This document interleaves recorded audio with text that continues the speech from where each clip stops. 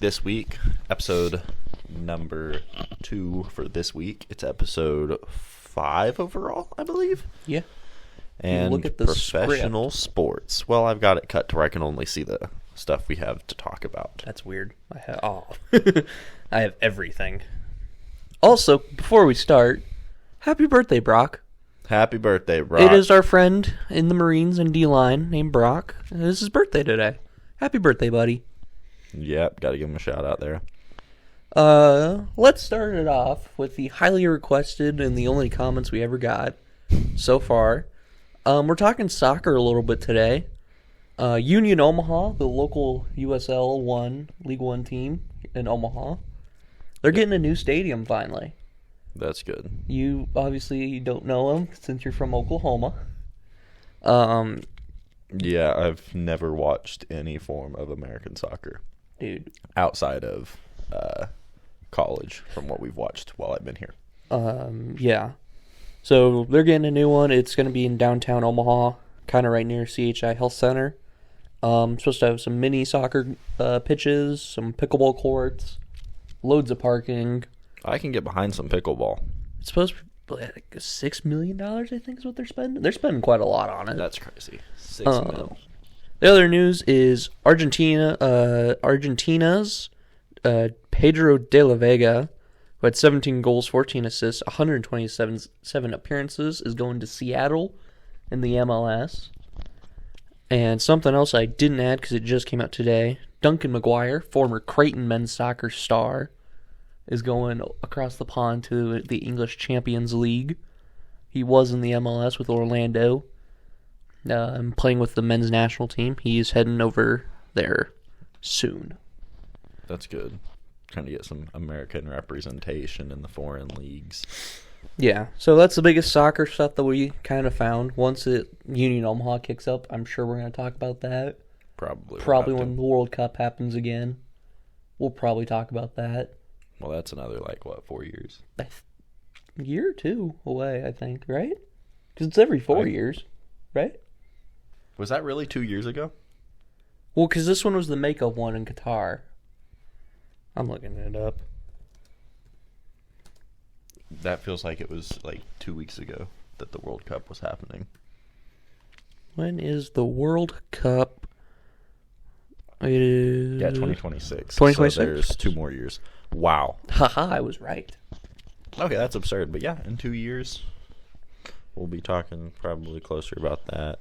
NFL stuff, Super Bowl, Pro Bowl, stuff like that's going on right now. It's really the Pro Bowl stuff. But yeah, looking ahead to the Super Bowl, Chiefs 49ers, the most basic Super Bowl we could have had. This is the basic white Starbucks order you could get. The most boring Super Bowl. Don't get me wrong. I'm still going to watch because I like football. But I really did not want to see a rematch. Anna Fry and Taylor Swift go at it. But it's whatever.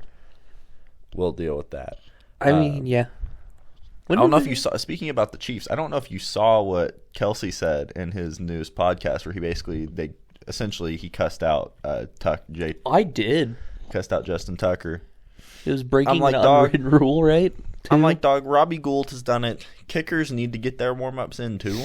Mm-hmm. So the fact that they got so upset and did what they did, I think, was a little bit out of line. Yeah. Because, that's like if someone came up while they were running routes and, started shoving Mahomes while he's trying to throw the ball. It's like, that's out of pocket. You don't do that.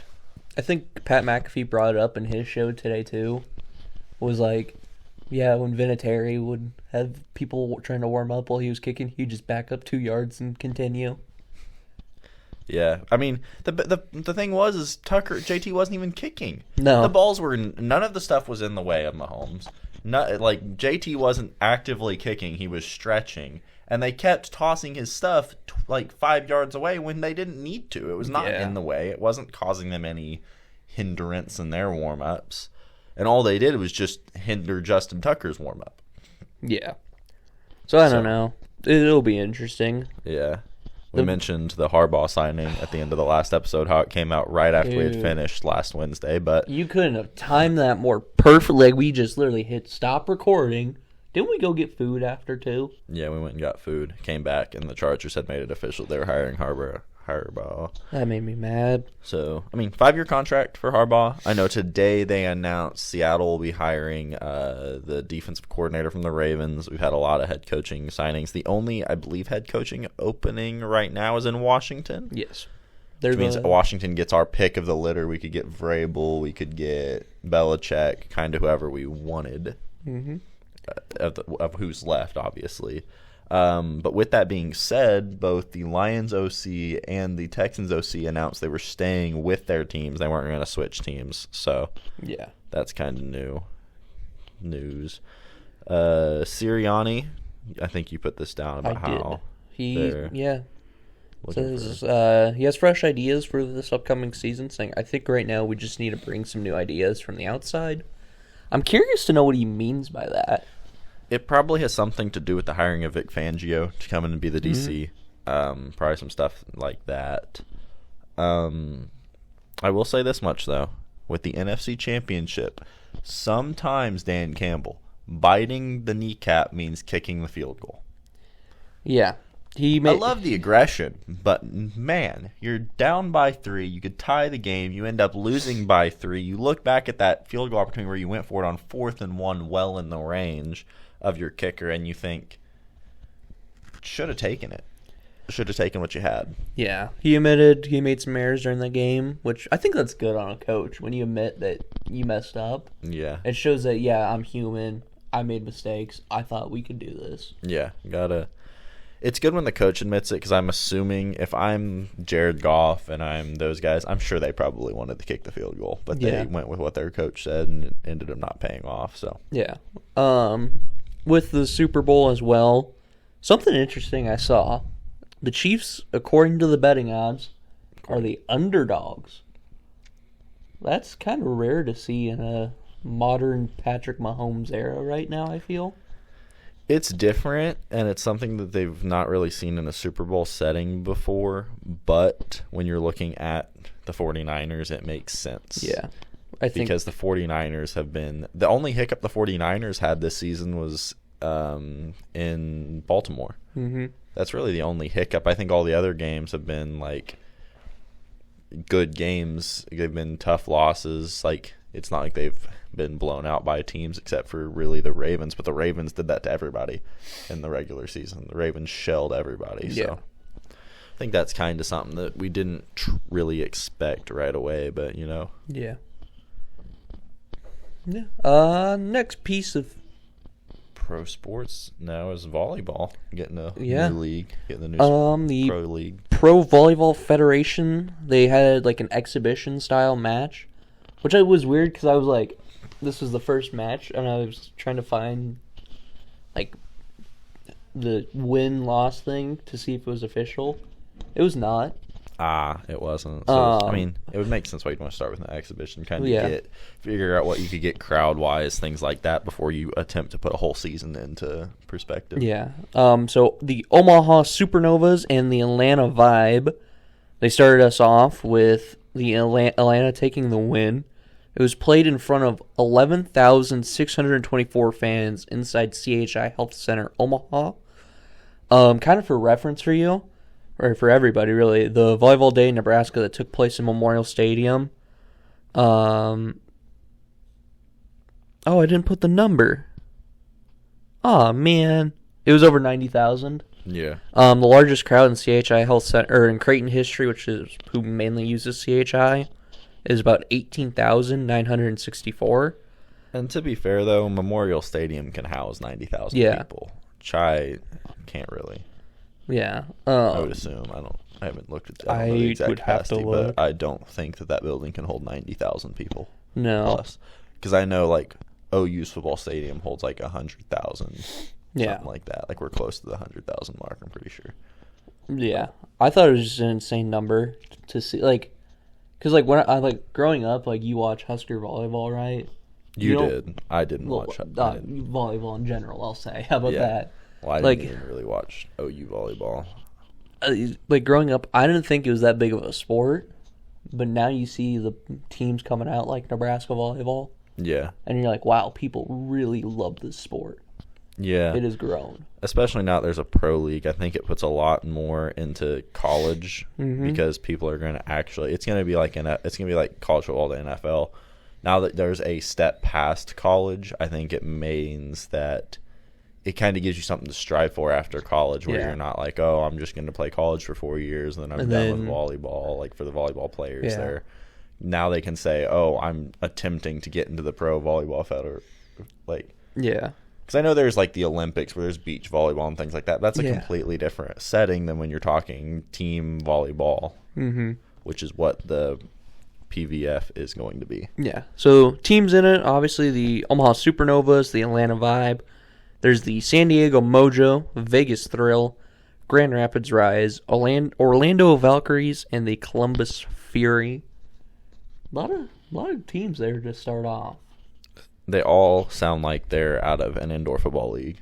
It really does. And probably not a lot of people have watched indoor football or know what it is, but if you look up any indoor football team names, that is exactly what they all sound like. Yeah. So yeah, I'm excited for that. I think that's going to help grow volleyball. Yeah, I to think a it whole will. new level.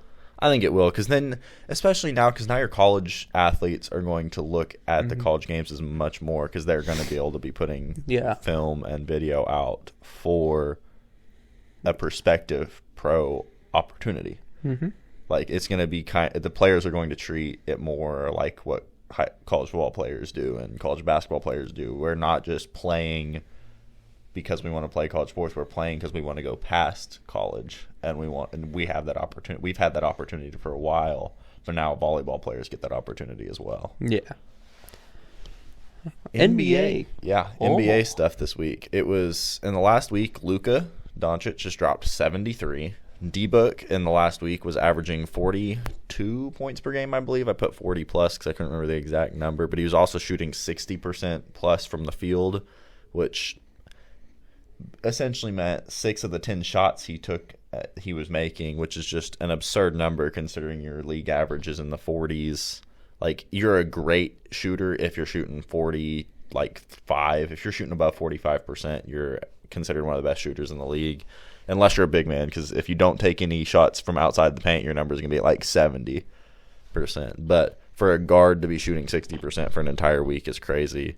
He did win Western Conference Player of the Week because of that. The big one I saw this week, and it's been real recent, Steph Curry and Sabrina Ionescu. I don't remember how to pronounce her name. It's been a while. But they're going to be competing in a three-point contest at All-Star Weekend for NBA. And Sabrina is going to be shooting with women's balls from the women's three-point line, and Curry is going to be shooting from the NBA line with NBA balls. And there are going to be like the Mountain Dew zone like there was a few years ago, except it's going to be sponsored by Starry now. But we'll get to see, because we've always seen those. I know I've shown you the TikToks where people are like, believe Sabrina could beat Curry, and I personally don't think that that's a thing that could happen. Curry is still the greatest shooter on planet Earth, in my opinion. But we forgot to turn the fan off. It's okay. We've got Whoops. these. But I think Curry is the best shooter to grace the Earth, and I don't think there's anybody that will be able to, stop that. So I don't think this will be much of a contest. Yeah. But I don't know how other people feel. I think it'll be fun to watch. I think it'll be good for the WNBA because it brings a spotlight to a WNBA player that maybe wouldn't get the spotlight level that the NBA does, and because NBA players get All-Star Weekend, that's like the big media week, middle of the season. So this kind of brings some WNBA aspect into that, which I think is nice for the WNBA, but I still don't think it's going to be a contest. Yeah. 2 things on that. One, I knew she was calling him out for some stuff. So yeah, she called him out, and he responded and said, let's do it. I feel like maybe they should switch it. Like, Curry used the women's balls, but still the traditional line, right? Yeah. I don't know. I mean, Sabrina said that she would be willing to move back to the NBA line and shoot with women's balls. She said she'd be willing to do that. My second thing is Starry is a horrible drink, by the way. Knock off Sprite. Bring back Sierra Mist. That's the fattest thing I've said in the last week. And we had an argument about cookies yesterday. Yeah. Kind of the big thing that I saw when it comes to injuries, though, this week in the NBA, was Embiid getting ruled out 15 minutes prior to tip-off, or less than 15 minutes prior to tip-off, against the Nuggets in Denver. And to put in perspective why that's such a big deal, because you may think, oh, getting ruled out, is not a big deal. Typically, announcements where they're going to miss the entire game or something like that come out at least 30 minutes prior, way more than 15 minutes prior to tip-off. And Embiid has not played a game in Denver since 2019. He has not faced off against Jokic in Denver since 2019. And the big argument there is people argue who's better between the two, and I personally believe that Jokic is better. I don't think Embiid is as good as people say. He's a free throw merchant, in my opinion. Like, some of the calls he gets are bogus. But the fact that he has not played in Denver since 2019 is a big thing for me. I think it almost feels like he's avoiding it at this point, because it's been 4 years, and they play one game in Denver every year, I believe. So you're telling me that he just happens for the last 4 years to miss the one game they played in Denver? It almost feels like he's trying to get out of playing in Denver because he knows he's going to get ripped in Denver by the fans. Probably. That would be my guess. So that's kind of what I'm thinking. In other news, Wes Unseld, out as the Wizards head coach. But it's a strange situation because he's not completely out of the organization. They're just moving him to a front office role, which you don't see a lot. No. Which is strange to see, but with Wes Unseld's history with the Wizards, it makes sense that they don't want to get completely rid of him, considering, he was one of the best centers in Wizards history. But I don't know.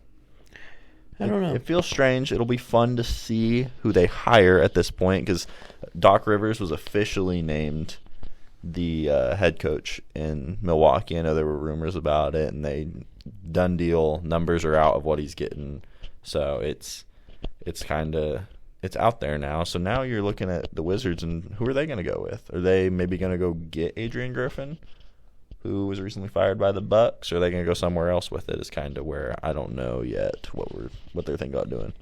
I couldn't tell you. I stopped looking at Washington, I'll be honest. Ever since John Wall's Supermax deal, I kind of just stopped paying attention to him. Especially now that Beal's gone, Wall's gone. Like, there's a lot of guys that are no longer on that team. D'Angelo Russell, I don't know if you saw the fine he got for kicking the ball into the stands. Which, the funniest part about that to me was the Lakers won in OT, and he kicked the ball into the stands against the Warriors. That was a heck of a game to watch. Curry had 40 plus. LeBron had his 30-point triple-double. That the clip, I can't remember what it's. I can't remember what show it's from, but it's the "He Can't Keep Getting Away with This." I can't remember what show it's from. But I don't know. Watching that game, that was the only clip running through my head, because LeBron is 38, 39 years old. Please, can someone get him on the path to retirement? I am tired of watching LeBron in the NBA. But that's also coming from a Thunder fan who watched him absolutely dismantle us in the 2012 NBA championship, which was unfortunate. Because then that started the fall of the Thunder. Yeah, sure. I mean, we traded Harden for nothing. A few years later, Durant leaves us for the Warriors.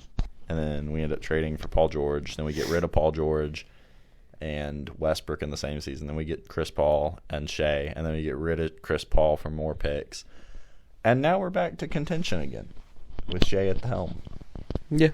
You're missing the biggest piece of news. The Bat returned to San Antonio. They have found the Bat has made his way back into the arena for San Antonio. Who was it? Paul Gasol that killed it with his hand, or who was that? Do you remember? I don't remember who killed it with his hand, but I remember that. I think the funniest part was, have you seen Wemby's reaction when they see it? He was jogging back down the court, and man, you could tell he's never seen a bat in an NBA arena before. It threw him for a loop, but it's back in San Antonio. Yeah. I mean, you would think after almost 15 years, they would have figured out why there's a bat in the arena, but they haven't. It was Manu Ginobili? Ginobili, that's who it was. Manu. It was Manu. That was a crazy team in that era. But what I find funny about that though is the Spurs are clearly ready for that situation.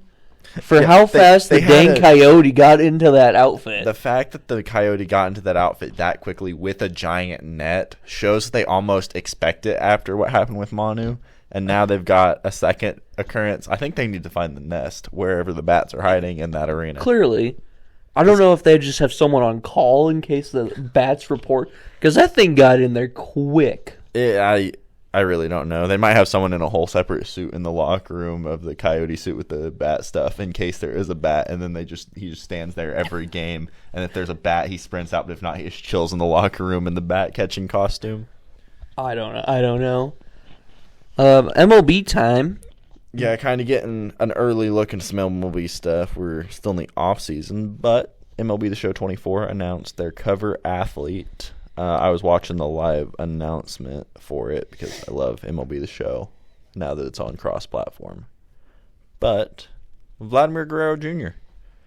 Yeah. It was kind of hard to tell who they were going to go with because of the fact that in the announcement there was a lot of Latin being spoke, which is obviously Vladimir Guerrero's home language. But so is Ronald Acuna, speaks a little bit of Latin, and he won the MVP last season. Ozzy Albies speaks some Latin. J-Ram, Jose Ramirez in Cleveland speaks some Latin.